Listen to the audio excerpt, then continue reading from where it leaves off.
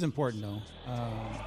You can put that. If you Everyone want has a closer, you don't have unique to have gift, it more and back. Mike, the creator of the One Life podcast, so believes as long most as people don't know how to use their you gifts can or right there. what they are. Mike wants you to see things from a different perspective and be true to yourself. The One Life podcast unites the world through art, fashion, anything music, from and the- film. It inspires, motivates, and creates positive energy, love, and compassion to all communities and creates an equal playing field for all. On the One Life podcast, they cover topics like building relationships, overcoming adversity, habits of healthy people, and much, much more. We only have one life to live. Be yourself and live your truth. Add the One Life podcast to your playlist. That's the number 1NELife. Available on Spotify, Amazon Music, Apple Podcast, and your favorite podcast platform. All right. What's up, y'all? I'm Mike M.I.C. Reed, and this is the One Life Podcast where we talk about positive psychology while taking care of our well-being and telling your story, because everyone has a story. In studio today, we have Doc Culture in the building with us today. How you doing there, sir? Good. Thank you for having me. I appreciate you for letting me come on the show. Man, thank you for coming, man. I appreciate you. I appreciate what you're doing out there in the community for all the vets and everybody. So let's just get into this, because I was reading your profile earlier, and your name Doc. Daily out cruising. Yes. Is that where it comes from, or? Yeah, pretty much that. And I drink Dr. Pepper. So every time I go out with the guys, I ride in a motorcycle club, and we go out and people are like, oh, let me buy you a drink. And I'm like, oh, Dr. Pepper. And they're like, okay, Doc. And that's how my name stuck. And I've had that about 10 years now because I don't drink. So I mean, I'll have a drink here and there, I should say. Right. But I'm not a social drinker, like special occasions. So I'll have a drink. But I got my road name, Doc, from drinking Dr. Pepper, and I'm always out on my bike. So so after you got your name Doc from Dr. Pepper, you came up with the Daily Out Cruising? Correct. Yeah. So without being out riding, everything, and people are like, "Oh, what does Doc stand for?" And I was like, "Oh, well, Daily Out Cruising." Right. And a lot of people, that's me, always being out there riding, doing my thing, and giving back to the community. I love that. So let's talk about that. What's your backstory? Because like I said in the beginning, everybody has a backstory. I see you're a vet. Yes, thank you for your service and all you do. You're an Army vet, correct? Correct. Yeah. Correct, so tell us your backstory. So a little bit about me is and how I got into what I do now is I got out of the military, got a good job and all that good stuff. Went through a hard time and became homeless actually, and lived in my car. And then from there, I got back on my feet. And when I got back on my feet, my goal was, okay, how can I help other people now? Because I never expected I would become homeless, Right. So now how can I help others that are going through a hard time? Maybe not homeless, but going through a hard time. And because we could always use an extra hand. So how can I do that? And so in 2016, I started helping others and giving back to the veteran community and stuff, because the veteran programs like that they have in play with the VA center and stuff, they've helped me get back on my feet. So then I was like, okay, now in return, I went back to those same companies and tried to help out. And so I got connected with the veteran community out here with a lot of them and being able to help other veterans. And then from there, obviously I started my motorcycle club, and our motto is stand for the flag, kneel for the cross, honor our veterans, and help the community. And so that's what we do. Not all of us are veterans, but we're patriotic. And we just go out to the community and see what we can do to help, as well as enjoy riding and our brotherhood and sisterhood together, because we're a co-ed club. I like that. So let's go back for a second, and let me know if you're okay with talking about this, because the part where you come out of the military and you become homeless, was that due to because of the services? Because I've had but a few people that are Army vets, and they actually work with veterans out here on the show, and all of them, they tell me the same story, that once you come out, that process, they haven't figured that part out yet. No, definitely not. So when I got out, I was artillery, and I served my time in Iraq, right? And so when I got out, I did get a job doing like security work and stuff, which was fine, but you can only go so far in that. Right. And then life happens. Some stuff came down, and I got a divorce and all that fun stuff. Well, I ended up living in my car, and then from there, it was trying to figure out how to get back on it. And a lot of programs, they have red tape, right? They're government programs, so they have red tape. Well, I didn't do drugs. I wasn't a heavy drinker. I didn't do any of that. So I didn't qualify. Because the more severe you are, the more these programs can help you. And that's where a lot of companies that are helping veterans now, that are out here like Project Homage to Our Heroes or AV Boga, are kind of filling that gap. Right. They're helping veterans that are not extreme, using drugs or really bad to, they're kind of in that mid range, if that makes sense. And so that's why I try to help those companies out and support them, because they're filling that gap that really needs it. Mm-hmm. You know what I mean? So for people that are working that minimum wage job or that security job that are making $16 an hour, they can't quite, they could afford to rent a room, but that's about it. They can't afford to rent a whole house. So how do you take care of your family on that? Right. You know what I mean? And so I definitely, try to support those organizations that are out here that are definitely filling that middle gap. Mm. But for me getting out, what caused me, I would say, to become homeless was not knowing how to take my skills from the military and put them into a civilian world. Right. And how to take that environment that I was used to, that structure from the military, and coming into the civilian lifestyle. It's two different worlds. Yeah, I can imagine. And that's kind of crazy how, and I get it. Anytime doing anything with the government or city, whatever, it's always some red tape. Always. It's always some red tape. And that's the thing, that's the part about, politics that I don't like, because you have someone like yourself and other vets that they take care of this whole country, right? And now that they're out, you can't just say, okay, thank you, go figure out life now.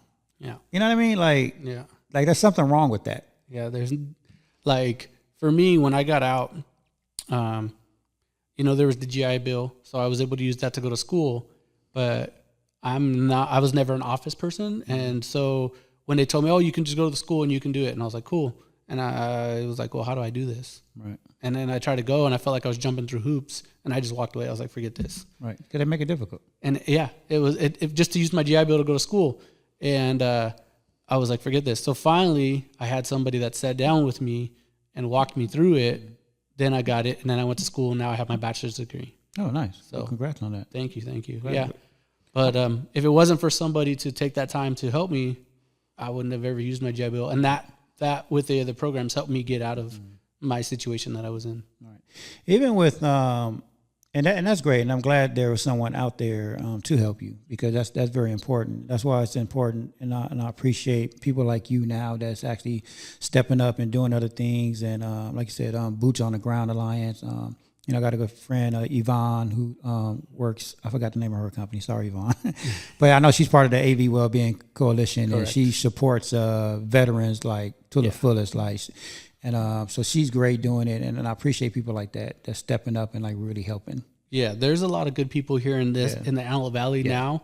I see stepping and filling in that gap. Back in the day when I got out in 2007, it wasn't like that. Right. And I was like, where do I go? Who do I talk to? Mm-hmm. Now I feel like there's a lot, like I said, Project Homage to Our Heroes, AV Boga, and then I just bought my first house, and I got to use my GI Bill. Okay. And I want to give a shout out to Becky Loa. She helped me go through all the steps of how do I do it to be able to purchase my first home. Her and Yvonne. So I got two realtors that stepped up and walked me through every process of not only buy my house, but what did I need to do to build my credit? Right. Because my credit was down, obviously, going through the hard times.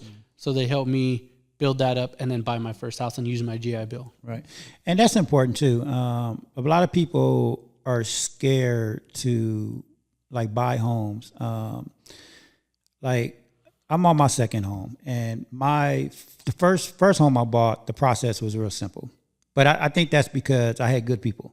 That's right. That makes a difference. That makes a huge difference, because there are some realtors out there that they're just out there for the commission, and they don't really help you through the process. Yes, the process can be a lot, but if you have the right realtor, broker, or whatever behind you, it makes it so much easier, right? Definitely. And so, for me, I had a good friend of mine who does he does private loans. So he was able to help me and walk me through my first home. My second home was a little bit more difficult, which I didn't think it would be. But that's only because I bought the second home with business funds. All right. And that's just a whole nother process. So it wasn't like, hey, I work, here's my paycheck, I make this a month a month. They had to verify that I owned the business. They had to verify that I can actually use the business funds to purchase the house and the business don't go under. Right. Like it was a lot of red tape, when you buy a home through a business. Yeah. So, and I had to learn that, but everything's good now, but it does help when you have like a good team behind you. Definitely. Because the process, because it's so much worth it, especially nowadays. Yeah. Like I tell people, paying rent, you just giving away your money. Like, there's no point for that. And you know what? And it's crazy. And I know this sounds lopsided, but my mortgage is less than everybody's rent, which is crazy. Yeah, I went up a little bit, but not by much. $200 more a month, and I was buying my house versus renting. Right. So, $200 a month. I just had to stop going out like 1 weekend a month. Right. But you just bought your house. Yes. Okay, so Yes. but I bought my house 15 years ago. Oh, okay. So yeah. the price was way cheaper. different. That's why. So but even still, it's great that you was able to go through it. Congratulations, because now you got equity. Yep. You're not just you're not throwing your money away. You're actually, your money that you pay every month is an investment now, and it's making money. That's right. So that's great. I'm glad to actually hear that. I'm glad to hear that you're back on your feet, and doing all this for the community. Definitely. Yeah. So as far as like your Army vet, why is it important, or why was it important for you to help? Well, part of it was, like I said, I didn't know where to go and how to get help. And so I figured now with me being able to do it, I can help get that word out to veterans or anyone that's going through a hard time and giving back. And I wanted to kind of bridge that gap, if that makes sense, and bring it out there to people.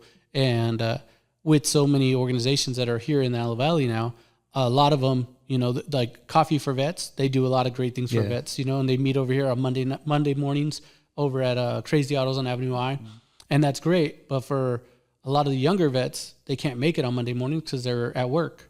So it makes it a little tougher. And so that's what I try to do on the weekends, is be out there and bring those things to those veterans. And that's what I love, that on the third Tuesday of every month now, Project Homage to Our Heroes does it at Madrano's by the mall.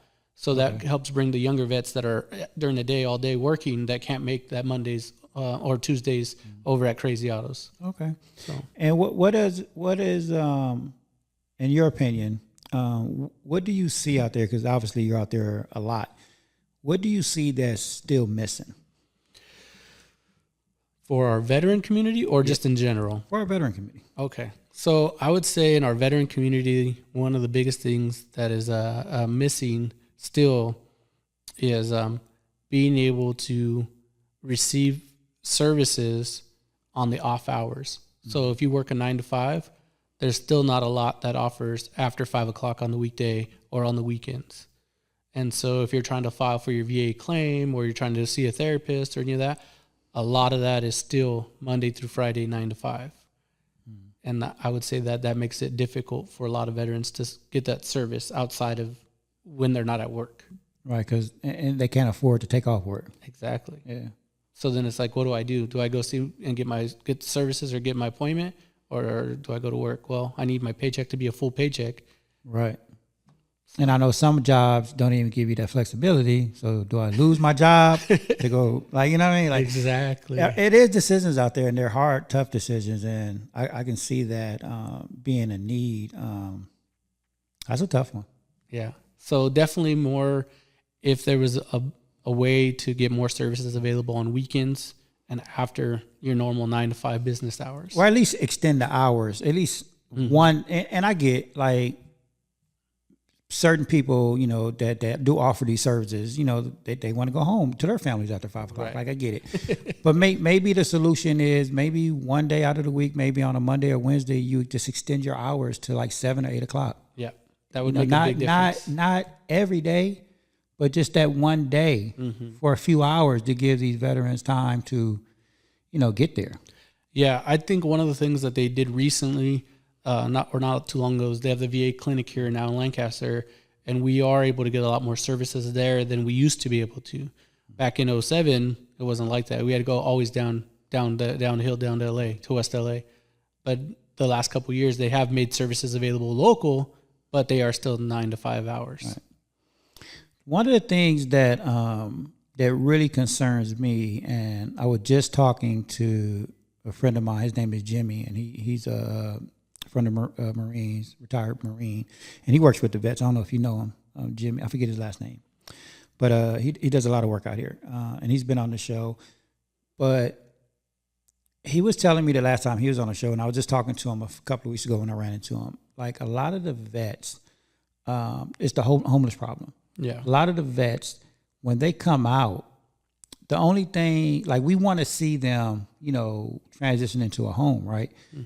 And he opened my eyes when he told me this. Like, he said, a lot of the vets, they prefer to be in the streets because that's what they're used to. Like when they're in war or something, they used to being out there. Right. They're used to being in encampments, and that's where they feel safe.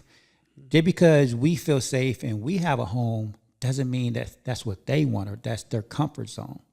Well, which makes sense, right? Because when you look at it from that perspective, right? Because it is about their safety. Mm-hmm. A lot of them been out, out of the country and these wars in different countries for decades, and then you expect them to come home, like, and just go inside of a home, like. So a lot of them don't want to do it, but of course, we care about them and love them, and we want to see them transition because we don't want to see them out in the encampments or homeless. Mm-hmm. So, like, what do we do? I would say that, because I did work with the homeless as well. I used to work at Valley Oasis, and I was in their outreach program, and I used to go out to the homeless encampments. I wouldn't say that majority of them wanted to be there. I would say a lot of times that they did get out, and then they went to the streets, and then they got used to it. I don't think they got used to it when they first got out, because when you are in the military, a lot of times you're in the barracks, you get housing and stuff. But I mean, if you did go to war, you might be in a situation like I served in Iraq, so I understand. I lived at a Humvee, I lived out there a little bit. But I would say is a lot of the programs that they do have for these veterans when they get out and they become homeless and they go into a home or something is the red tape or the restrictions that they have on that home. Right. So if I'm a vet and you tell me, okay, I could get you a house or I can get you housing, but you gotta, stay in this apartment with these other veterans on a bunk for a while before we can move you to the next step. Well, I don't feel comfortable in that room even though they're veterans, I don't feel comfortable being in the bunk in there. I'd rather be in my own tent out in the desert. Do you see what I'm saying? Right. So a lot of vets, there's steps to it, and they don't want that middle step part where you might have to be like in a recovery home or those type of things. They don't feel comfortable. Okay. And a lot of those are mixed. They're not just veterans. So now I might be in there with somebody that's using whatever type of drug or this or that. Well, do I really feel safe sleeping next to that person? Right. So that a lot of them were like, I'd rather stay in the tent. Wow. So no, and that's why I asked, because it is a lot of different perspectives to look for. I have a good friend named Victoria. She works out there with the vets, and she's constantly in the deserts. Yeah, I know her. I know Jimmy as well. I know them all. Yeah. So yeah, she and she's out there every day just hustling. She throws on her jacket, her boots, and she's just out there. Yes. And I love that they all do this, but I do understand that we got to find a better solution. Yes. The red tape, I get it. There's a lot of red tape, but we got to figure it out. Definitely. Because they're dying out there. Yes. Even though I know in their minds, and I'm not a vet, so mind you, and I don't want to seem insensitive or say anything, crazy, but to me, like it doesn't seem like it's safe out there for them. Right. Yeah, but I mean, it's like when you go camping, right? You go camping, you have a tent, you feel secure in your campsite.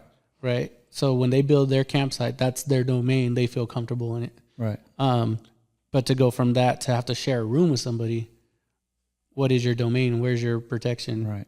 And I think that's one of the biggest things is if they're able to take these veterans that are going through a hard time straight into their own apartment or at least their own room, it would make a difference. But when you have to share a room, yeah, with a complete stranger at that. Yeah, that's where I think it makes it harder, and they'd rather stay in their tent than share a room with somebody. Right. Yeah. Wow, it's a lot to it, man. I hope they figure it out, because I definitely think. But I think the conversation is even like this, is going to help. We just got to keep talking about it. And then all the organizations like AV Boga and Project Time Shore Heroes and stuff that are out here that are stepping up and making a difference for our veterans. They are filling that gap. Right. And anything that I can do or my club can do, we will definitely go out there and support them. Vets Project, these guys are doing a lot, and we try to support them as much as possible. Vets Project, we just helped them give out over 500 cars came through of toys for our community here. And the first hour was veterans or military active duty. And then after the first hour was open to the whole community, anyone can come. And I couldn't believe how many families came through that you could see really appreciated getting those toys. Right. And seeing the smiles on the kids' face. So I was excited to be part of that, and I hope we can do that again next year. I mean, I think you guys will. That's definitely a blessing. Yeah. So as far as like mental health, because I see that, you obviously have your own podcast and YouTube channel, and you do a lot of interviews, but you're big on mental health. Yes, definitely. I receive mental health myself, and I think there's a stigma on it still, even though it's a little bit better than it used to be. I talk to a counselor and therapist and stuff, and I suffer from PTSD from the military, serving over in Iraq. But I feel like the biggest thing is being able to get out there and talk to people about it and finding a niche or finding something that works for you to help clear your mind. Right. So for me, riding motorcycles and being involved in the community, that works for me. And when I don't ride, my wife tells me, "Babe, you got to go ride. Go get out of the house." She knows, huh? She knows. She's like, you need to literally be on your bike and get that wind therapy. And being out there with other like-minded individuals and being able to talk about, either what I've been through or just helping others and hearing their story helps me, if that makes sense. No, it 100% does. And that's why I brought it up, because, before I started my podcast, I was doing I was always behind the scenes. Yeah. Like I was telling you off air, I was 35 years in the film industry, but I was always behind the scenes. And I went through a lot of mental health. A lot of people know my story. And once I started doing this and really like being in front of the camera and started talking and doing these shows, it started helping me, like opening up, being vulnerable, telling my stories. Like, it was therapy for me. Mm-hmm. Like, I love doing this now. Yeah. Like, I don't think I would ever stop now. Yeah. That's how, I was telling you too, earlier, people kept telling me I should start a YouTube channel. I started a YouTube channel, but I didn't get why they were really saying that, I was out being active, doing stuff, but, I think, like you said, they knew that it would help me, and it does. I enjoy what I do now, being on there. It's fun, laughing with people, hearing other people's stories, or hearing somebody that went from a hard time to building their success, or what they are starting. Like this hat I'm wearing right now is 138 Original. He's a veteran, and he's right here out of Palmdale. Okay. He works his full-time job, and he started his clothing company, and he's growing. And to support him, I wear his hat on my show. I wore it today purposely for the show, nice. To support and give a shout out to him. And it's 138 Original. And what he has going, and that's his dream, is owning his clothing company and building that. Mm-hmm. And that's kind of his coming up with the design and building it is kind of his thing to like clear his mind from work and stuff. And so I enjoy that and enjoy connecting with others that are doing the same. Nice. I like that. So riding is your jolt of joy, is what we call it in, the mental health space. What other things do you do to, put yourself in a better space? Like if you're feeling any triggers coming along or whatnot? Well, there's a couple things that I do that I've talked to my therapist about that help. One is, I work out on the base out of Edwards. Mm-hmm. And so the sonic booms get me sometimes. Okay. And I got to go to the restroom and put some water in my face and just take a minute. Like, okay, I'm good. Mm-hmm. In the middle of a work job, right. Like, hey, hold on, give me 5 minutes. So that's like for something quick that triggers me. But But being around good people and people that are being positive. You know, I know you had Jackie on your show here, and she does a lot for suicide awareness and stuff. And I've helped her with some of her events and walks and stuff. And seeing people make a difference in our community, seeing the positive in our community helps me stay positive. Right. So I try to keep my circle around people that are being positive and doing good things in our community. And when somebody I see is being negative, I go, oh, that's great. You know, I hope things work out for you. And I backtrack. I get away from there. Right. And that's key. A lot of people still haven't figured that out, because I talk about that a lot. So many people want to do good. Like, because I know a couple of people right now that are struggling and they want to do good, right? Mm-hmm. But you have to, if you're in a space or if your environment is toxic, you got to get out of that environment. You got to go and surround yourself with people that is going to uplift you and you know, support you in what you're doing. And I'm not saying you have to leave your family or you have to leave your friends and never talk to them again. What I'm saying is, like, if you want to be like somebody or be, you know, a great actor, a great musician, great football player, whatever, and your environment is just full of people that don't have no ambitions, no future, no nothing, then how you expect to get to this goal? That's right. Like, you got to go surround yourself with people that have like-minded goals. Mm-hmm. So you have to change your environment, and it's okay to go visit your friends and family. You know, and I talk about this a lot. Sometimes your family are toxic. Yes. Your families are the biggest toxic people because they're always trying to tell you, oh, no, you can't do this. Because they think they know you. They think they're familiar with you and all that.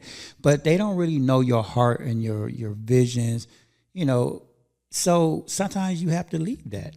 Well, you know, I saw a post the other day that said, those that are standing next to you sometimes don't realize how big you are. Right. Because they're right next to you. Yeah, exactly. You know? So that makes a big difference. You know, like you with your podcast, I've seen it grow and I've seen you blowing up, and I'm like, man, one day I hope to be there. And then now I'm on the show, you know, and that's cool. And then I also started my own podcast, and it's growing, you know, and I thought, oh, if I get 10 followers, I'll be happy. And I've had way more than that, and I'm surprised. Right. No, you know what? When I started, and because I started the show really by accident, like it wasn't a dream of mine, it wasn't a vision of mine. But during the pandemic, I was doing like these, like everybody else, I was on Zoom. And I was doing these Zoom meetings for like 100 to 200 people, but I was doing crypto stocks. Okay. I was teaching people how to, you know, trade in crypto, because I did very well in crypto. I was one of those people that did very well. So I was like doing trainings and mindset trainings, you know, on crypto, and just in general. And I think that's what why I kind of excelled in my whole positive psychology thing, is because I started my mindset training years ago. Mm-hmm. So that kind of helped. But when it was, people was telling me on those Zoom calls, like, wow, you should really have your own show, or you should do like a podcast. I was like, no. Right. No. I was getting so many compliments. Like, people was like emailing me and texting me and say, hey, Mike, thank you for the conversation. Mm-hmm. And then I realized what I was doing, because I actually didn't even know what I was doing. I was just literally having conversations with people. But most importantly, I was letting people just talk. I was just listening. I found out how powerful listening really is, because most people, they just want to be heard. Mm-hmm. And if you could just sit there and be present and just listen to someone, that's all most people want. You know, that reminds me of something I was taught as a kid. Treat the janitor the same as you treat the CEO. Yeah. And that's the same thing. We just want to all be seen and be heard. Exactly. Same thing, you know. So when I'm walking down the street, it doesn't matter if it's a homeless guy there or a guy dressed in a suit, I still say hello to him. Right. And, you know, it's not as common as people think, you know, people saying hi to somebody they don't know. But it's, to me, is that really going to hurt me in any way, just to say hi to somebody? It's the simplest thing. Like during the summertime, like I literally walk around my neighborhood. Like I love taking my dog and walk around the neighborhood, like early mornings. And when I see people like leaving for work or going outside, getting their mail or whatnot, and they just say hi and I say hi back, it's the best feeling. Like we're not there having a long conversation. It's just simple. Oh, hey, hi. Just wait. Even people drive by when I'm walking my dog and they just say hi. It's the best feeling. Mm-hmm. It's that being able, like you said, being seen and being acknowledged. Yeah. When you acknowledge somebody, you might have just made their day. You know? Yeah, and I say that all the time. You never know what someone is going through, and just that simple gesture. Hi, how you doing? Definitely. You know, it can make a world of a difference to somebody. Mm-hmm. You probably stop them from committing suicide. Mm-hmm. Like literally, I've heard someone actually say that sometimes. Mm-hmm. Like someone just said hi to them, and it just snapped out of it. You just never know. So the simplest things. I mean, the simplest things are really the best things in life. Like really. Exactly. So exactly. I love working. I love what I'm doing now. To this day, I still get, messages saying, hey, I needed that today. Even that's why I love doing this show. I love people like yourself coming on, telling your stories, telling your perspective, because it's not about me. Like it's never about me. Mm-hmm. It's me wanting to tell other people's stories, because you just never know what you might say, that's going to help somebody. That's right. Somebody might can relate to you. Mm-hmm. One of the things when I first started this, I was watching a lot of interviews. Mm-hmm. And even like during my mindset trainings, I had this mentor, and he had a group of people, and I had a group of people, right? His group of people was way bigger than mine. Like he had like a few thousand people in his group. I had like a couple of hundred. But I remember this lady, and we used to do Zoom calls together maybe once a week. And I remember this lady on his team messaged me. And mind you, me and him both always said the same thing. She messaged me and said, you know what, Mike? Even though I'm on his team and you guys are saying the same thing, she's like, for some reason, I can relate to you better. And that's okay. Mm-hmm. Because we all relate to different people differently. Because even though we may be saying the same thing, but we all have our different flavors and our different twists on things, but people relate to us differently. That's right. Because we receive and deliver things differently. Mm-hmm. The important thing is that we're both putting the great message out there. Exactly. So it doesn't matter if 5 people are listening to me and 1,000 people are listening to you. Mm-hmm. As long as everybody's listening. And somebody's getting it from somewhere. Exactly. Like I tell people, I don't care if everybody doesn't get my show. Mm-hmm. I had somebody tell me last week that it was like, yeah, man, your shows are long, but I like it and I can just skip through and take the pieces out. Mm-hmm. I'm okay with that. Yep. As long as you get a takeaway from it. Right. I'm not saying you have to listen to every show. Every show might not be for you. Because I have different guests every week. So it might not be for you. But as long as if you listen to one of my show and you got one little takeaway from it, I'm good with it. Exactly. I'm so good with that. Yeah. And like you said, like multiple people, they relate to different people. Yeah. And that's one of the things with us, with starting my club. The club is 1776 Patriots of America Motorcycle Club. And I have people that, no matter what we're doing out there in the community and helping, some people relate to our female riders more than our male riders, or they relate to one of our other guys because he's like a big clown. He's kind of the big jokester.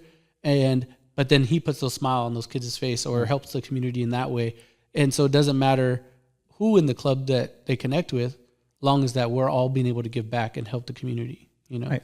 And that's where I kind of like, I try to, tell people, respect everybody, no matter what religion, what their faith is, what their beliefs are, what their morals are. Like, to me, I respect everybody. Mm-hmm. I don't care what you believe in. I don't care what your morals are. I don't care about none of that. Right. As long as you're a good person, it's all that matters to me. Because you're different. I'm different. Everybody's different. God made everybody different, right? So that's why I understand why people are so judgmental. It's like people put so much emphasis on being judgmental on other people. They judge you so much. And it's like, why? Like, whatever this person over here believes in or whatever they like has no effect on your life. Yep. It goes to saying about how, we tell people when you're in a relationship, right? Like, everybody tries to make their partners happy. Like, but you're not responsible. Like when I tell my ex-wife, like I'm not responsible for her happiness. That's right. Just because, and she's not responsible for my happiness, right? It's the same thing with people. Like my friends, I'm not responsible for their happiness. That's correct. They're not responsible for my happiness. It's up to you as an individual. Exactly. So why do people put so much shit on judgment? Yeah. Like, why are you judging me? Yeah. Like, it doesn't affect your life. Exactly. Just like I'm not responsible for your life Right. or your happiness. Uh-huh. So just be a good person, be a good, decent human being. Enjoy what you like doing. I don't care if you're black, white, Hispanic, Asian. I don't care if you're gay, transgender, whatever. If that's what makes you happy, that's great. It has no effect on my life. Yep. I'm happy. I'm happy you're happy. That's all. That's all. And it ends right there. I'm happy you're happy. Exactly. You know what I mean? And you're just a decent person. Yeah. Now, go make other people happy on whatever, however way you want to do it. All right. You know what I mean? Like that's what I love about like people in our space and positive people. Like they don't show judgment. Like, so I don't get when people like judge people. It's like, why? Just enjoy what you do. Like, Just treat everybody with respect. exactly. That's it. You don't. Simple. You don't have like. It's okay for us to agree to disagree. Exactly. We're not gonna like everything. Even like, I'm pretty sure you and your wife, you guys don't agree on everything, No.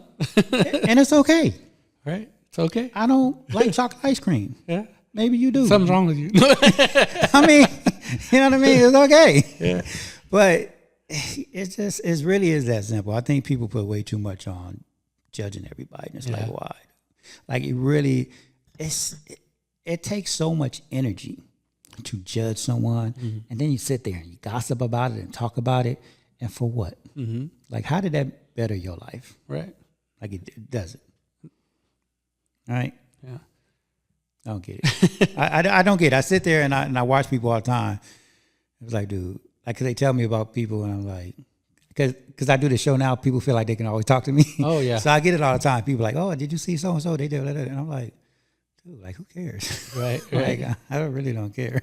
You know, that's true though. And those same individuals that are gossiping to you about somebody else will probably gossip about you to somebody else. Oh, no, 100%. No, trust me. There's been so many rumors out here since I started this show. Oh yeah. Like, and I don't get it. Like, I've heard so many rumors about certain people, and I thought these people was like, I'm not gonna say friends, but I know them, right? But when they see me, they smile in my face, they shake my hand or hug me. But it's like I hear the rumors, and it's like, dang, you really don't even know me. Like, you hear something about me, then you run with it, and it's like, get to know me. Right. Yeah. Like, I've had that happen since I listen did to my show. Shit, I'm the same person. Like, I don't change. Like, I am who I am. Be real. Just be real all the time. I'm just a real person. Yeah, like, that's you know, it. but I there's so many stories out there about me, and it's like, I laugh about it because it's like, because what I don't care, it's funny to me, it's entertaining, but it's like, they don't know me. And matter of fact, I just did this post on IG. It said, you can talk to one person, they're going to tell you I'm the sweetest, most gentle, great person in the world, right? But then you might talk to somebody else and say, yeah, he's an asshole. Both are true. And both are true. Both are true. I act accordingly. Yeah, exactly. I'm a positive person. Everybody knows this. But I'm also from the streets, and I'm not going to let you disrespect me. Exactly. I'm not a punk. I'm not going to just let you disrespect my family or me. I'm not going to let you put your hands on me. Like, at that point, yeah, this positive shit go out the window. Yep. And I'm going to be an asshole. Yep. I got to be real with you. That's I'll be it. real. I'm real. 100%. Like, I'm the same way. I but- could be the nicest guy, help the community, It's up to you. but it's up to you how I treat you. Yeah. Like, you know what I mean? And for the most part, and let me be clear, if I'm somewhere and somebody talk about me, I don't care. Right. You can sit there and walk by me and say, oh, you an asshole. Okay, cool, I'm an asshole. But you're not going to put your hands on me, and you're not going to get in my face and just continue to talk. Yeah. Because at some point, I'm going to put an end to it. Mm-hmm. You know, I'm not a violent person, but I can be. Yep. I don't like it, but. Yep. That's me. I'm trained. You know, I served in the military. I did my thing. Yeah, I could it's be like- that mean guy, or I could be chill and calm and loving and giving back to the community. Yeah, we can you sit- choose how I. We can sit here and chop it up and disagree on everything, but at the end of the day, I'm saying, hey, you want a beer? Yeah. Or Dr. Pepper in my case. Go ahead, Dr. Pepper. Right? I mean, life is really simple. Life is too short, man. I'm older now, and I just don't. I don't know. I don't feed into it no more. Yep, I'm right there with you. Like, I'm right there with you. Yeah, and for me, anything that anybody says, like anyone says anything, and they're like, "Hey, I heard this," I go, "It's probably true." Yeah, it's very true. It may or not be. It don't matter. But I just let it be because it doesn't affect me. Right. Like you said. I asked them, but did you get their version? Like, did you ask them what did they do to make me be an asshole? Right. What caused it? Like, I just think, and I tell people this all the time, Doc. People don't wake up just being an asshole. Right. Like, it comes from somewhere. Like, it literally comes from somewhere. You just don't wake up, today I want to be an asshole. Right. Like, no, it comes from somewhere. Something triggered it. Yeah. So it's like, let's be real. Let's get the other version. But everybody has their own version. It's stupid, really. I mean, at the end of the day, a lot of these rumors, and it's really dumb. I'll be honest with you. I mean, especially like the rumors out here. Like, I ran into this one girl out here, and I think it was at a Lucky Luke's event, and she came up to me, just gave me a hug and all that, and I'm looking at her like, did you just like say something rude about me to somebody else? Like, I didn't say it to her, but I'm just like laughing because it's like, this is funny to me. Oh, yeah, I've had that happen. Because they think I don't know. Right. But I actually have a lot of friends out here. I know a lot of people. Mm-hmm. And people tell me, and even though I don't care, like I said, it's entertaining to me. But people's true colors always come out. Always. And I think it's because, a lot of people, they don't want to say it to me in my face because I think some of them are business people that I know out here. And they're smart to an extent to where they know, like, they can't burn that bridge. Mm-hmm. Because business out here, it is a small community, and you really don't want to burn business bridges out here. Yep, definitely. So I think they're smart in that way to where they come up to me, oh, hey, Mike, Yeah. But it's like, okay, I really know. And you know what? If someone ever has a problem with me, my door is always open. Mm-hmm.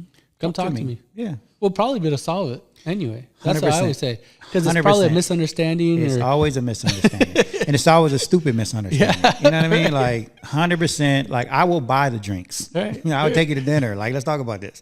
Because I'm big on conversations. Because I truly believe a healthy conversation can fix anything. Yep.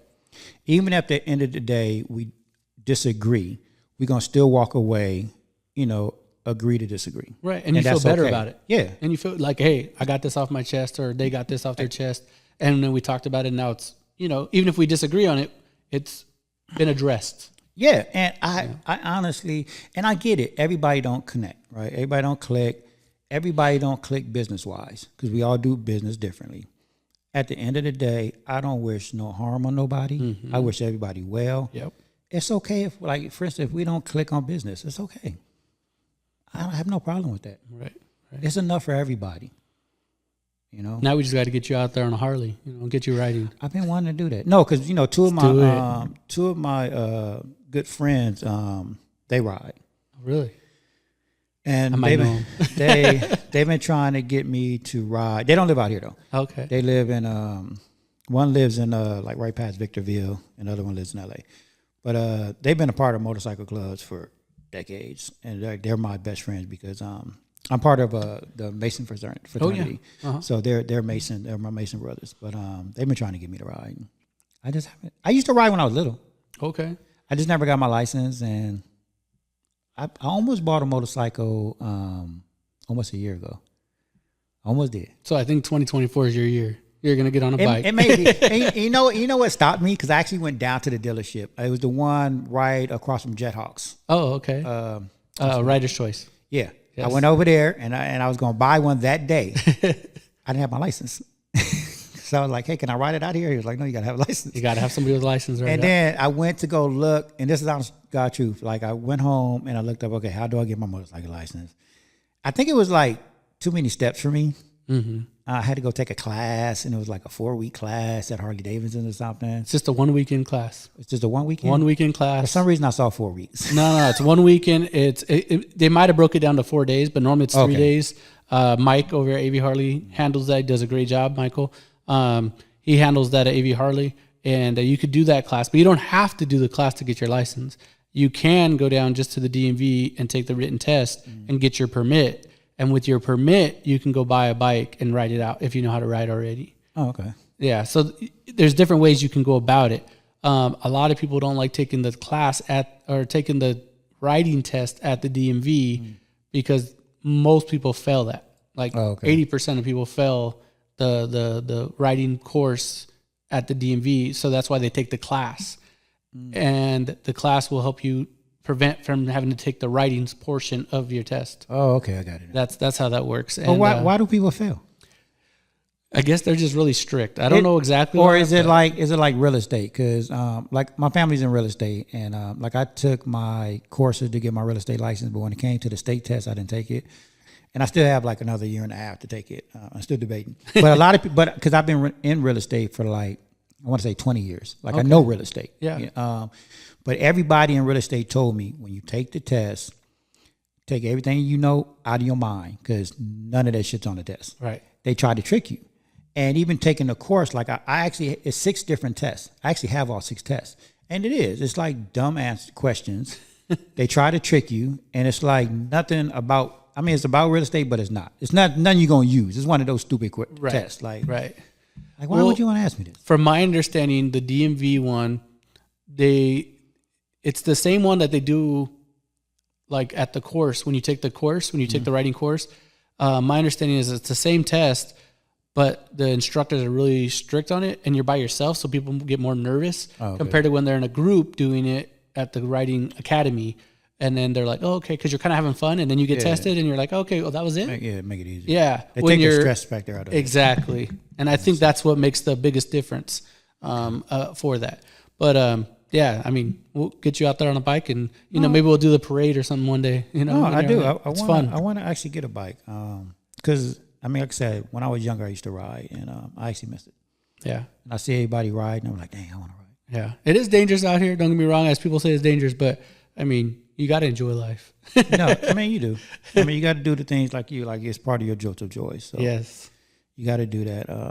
But back on the mental health thing, I definitely love doing what I do. I definitely love having conversations. 'Cause like I said, you know, just a healthy conversation helps people. I think for me, I'm more of a great listener. Like I just kind of like let people talk, and just having these conversations gets people to think. Mm-hmm. Like if you let people talk and just let them talk it out, like something's going to click through that conversation. Right. And it's like, oh shit. They always thank me for that, but it's like, I didn't really do nothing. I just let you talk. Yeah, I just let you talk. But that's why I enjoy doing it. I love telling people's, you know, stories, and because you just, like I said, my shows and conversations are evergreen.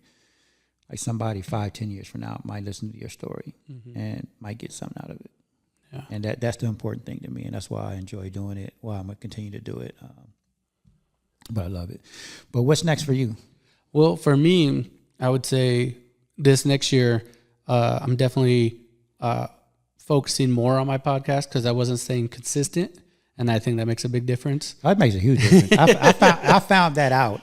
But also, it was funny because I think I was in my 18th episode, and I follow Gary Vee a lot. Okay, you know what Gary Vee is? I've heard of it. I don't He's follow, amazing. but I've seen. You should follow him. Okay. I think you'll like Gary Vee. All right. He gives the best advice, especially for social media, like media type stuff. He gives the best advice.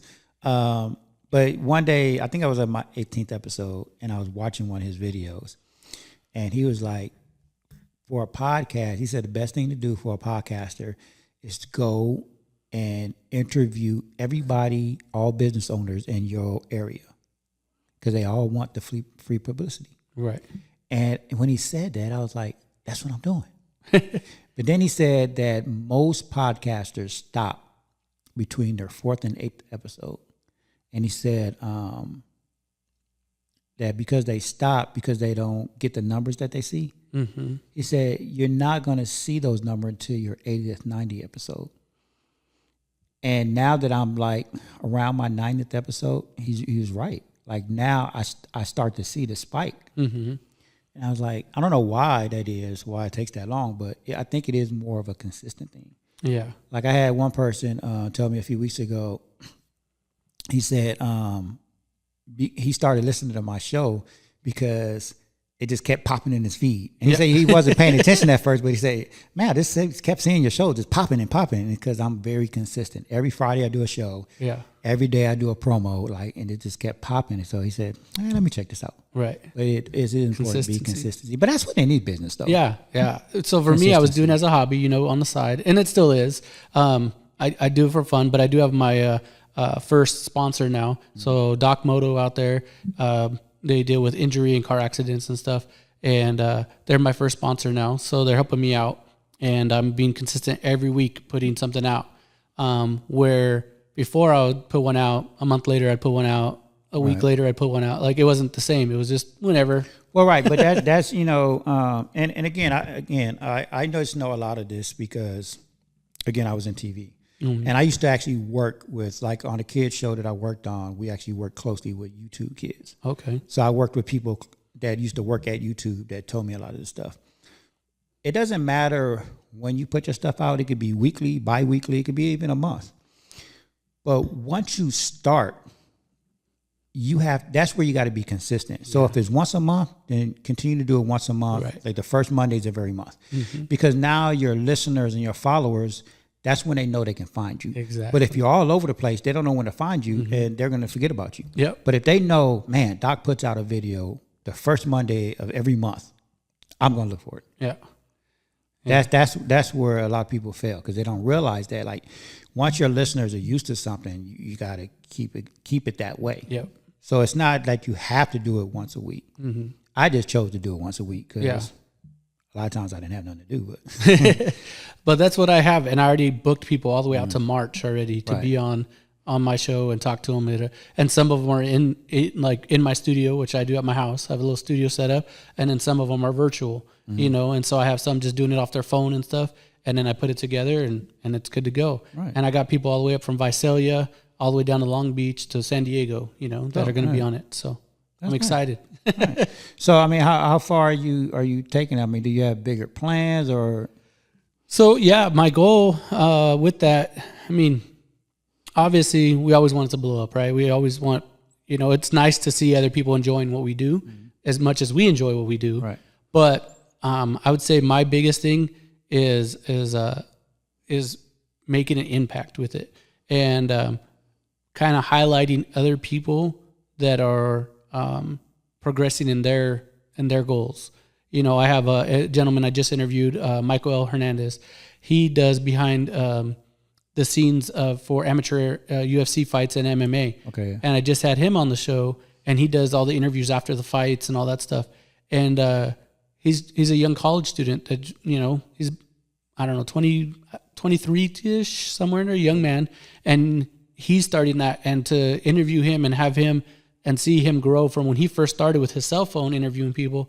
So now he has a cameraman, and he has a backdrop, and it's looking professional, and it's going. And then he's following these fighters that are doing MMA fighter that are even from here out of Antelope Valley, and he's watching them progress on their careers while he's interviewing them. So it's cool that we're able to make that connection and all work together on that. But I would say my ultimate goal with it is to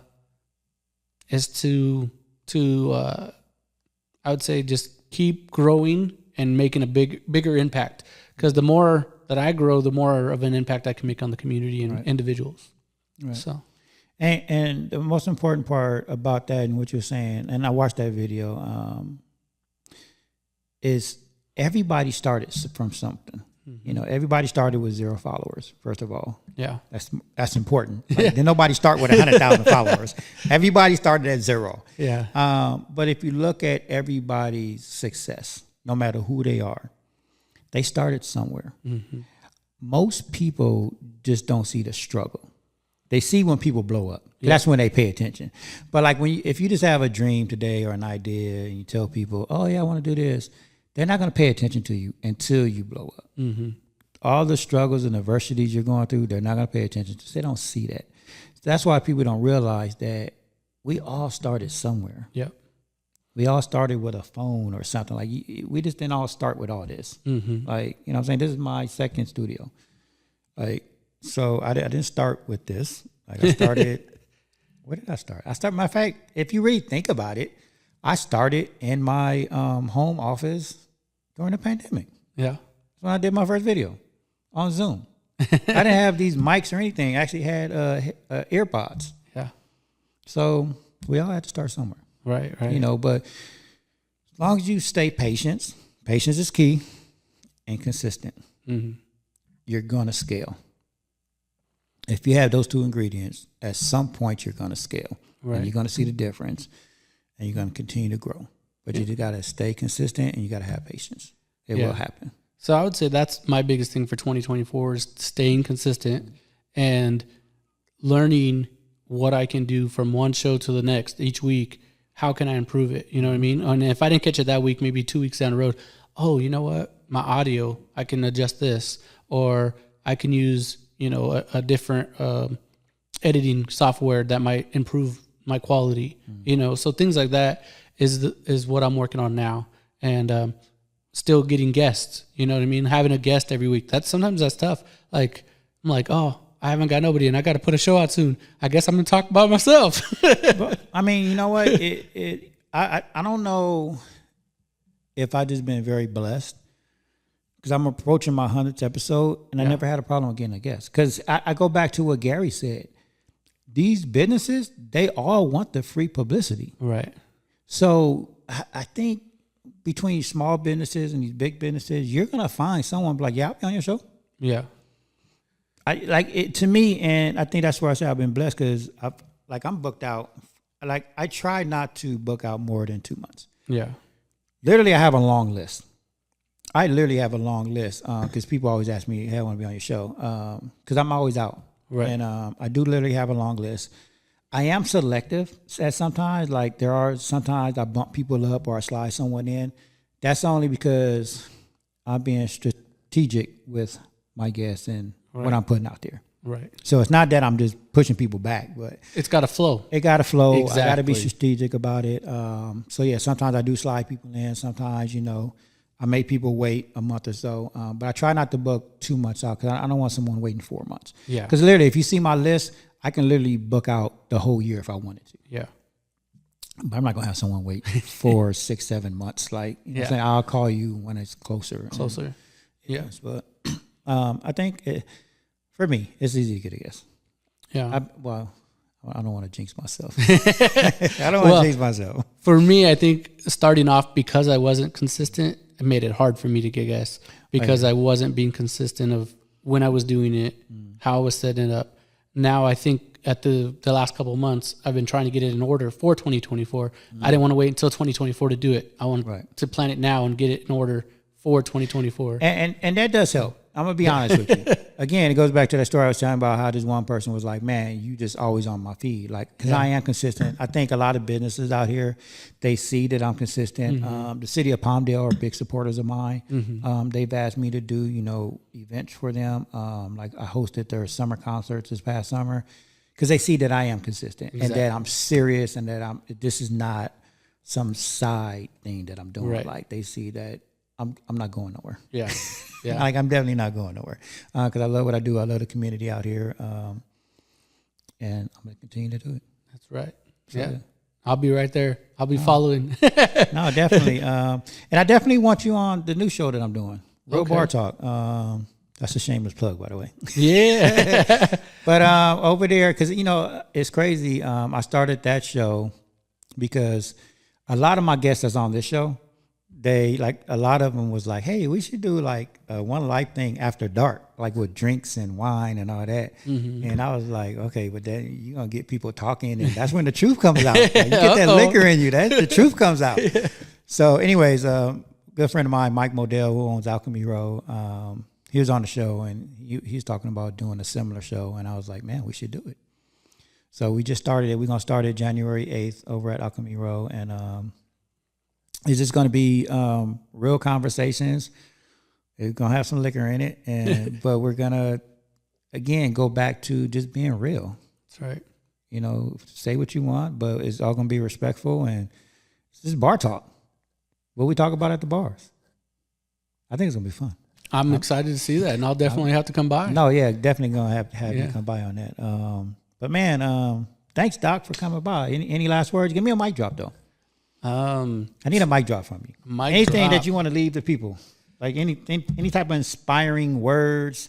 If you want to say a poem, if you want to sing. Oh,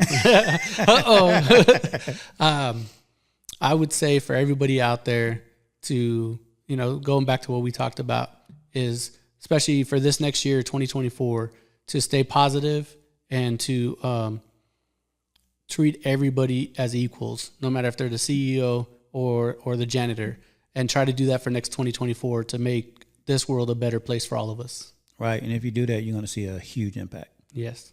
I mean, I'll echo that. And because I know everybody is about to put in their New Year's resolutions. And I say this actually every year. Words without actions has no value. Mm-hmm. So over the next couple of weeks, because New Year's is in another week? Yeah. Week? Coming up quick. Everybody going to be like, I want to lose weight. I want to do this. I want to focus more on my job, my school, blah, blah, blah. Like, okay, we do this every year.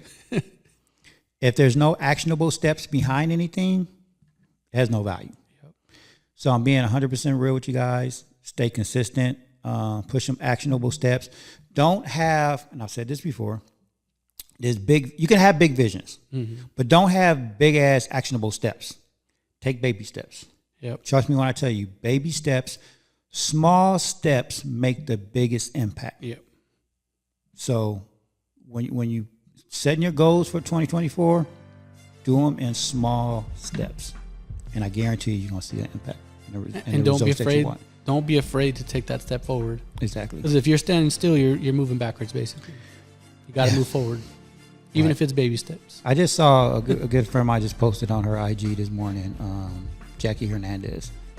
She put, and I've heard this phrase before. You will miss every shot. What is it? That you don't take. Exactly. Thank you. You don't. 100%. You will miss every shot that you don't take. That's right. You gotta shoot. That's right. Don't be afraid to take that step or that shot. Yeah. Go for it. Don't be afraid. You have to, or you're just gonna be standing there. That's right. So, but thanks again, man. I appreciate you. Definitely. Appreciate what you do. Continue to doing it because we definitely need it out there, especially for our vets. That's very, very important. And thank you for having me on the show, and look forward to it, and definitely look forward to your new show coming out, Bar Talk, right? Yes. All right. Real Bar Talk. Real Bar Talk. Real Bar Talk. Real Bar Talk. Real Bar Talk. All right. Appreciate you, bro. All right, thank you. All right. We out of here, you guys.